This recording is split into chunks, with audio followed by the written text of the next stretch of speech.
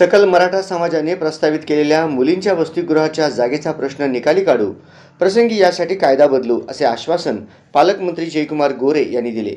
माझ्या मनात पाप नाही, त्यामुळे मी कोणाला घाबरणार नाही असेही त्यांनी सांगितले. महापालिका निवडणुकीत निवडून आलेल्या मराठा समाजातील नवनिर्वाचित नगरसेवकांचा आणि प्रमुख नेत्यांचा सकल मराठाच्या वतीनं बुधवारी सायंकाळी निर्मलकुमार फडकुले सभागृहात सत्कार करण्यात आला. यावेळी ते बोलत होते.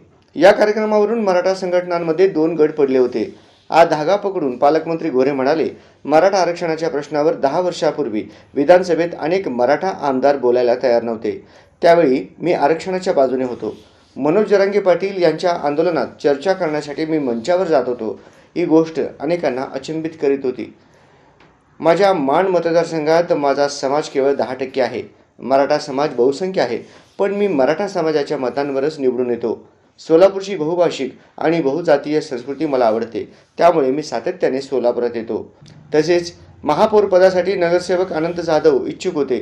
जाधव यांनी क्या बडा तो दम बडा, जिसका दम बडा उसका कद बडा हे लक्षात ठेवावे. त्यामुळे कधी ना कधी तुम्हाला हवे ते मिळणार आहे असे पालकमंत्री सांगितले.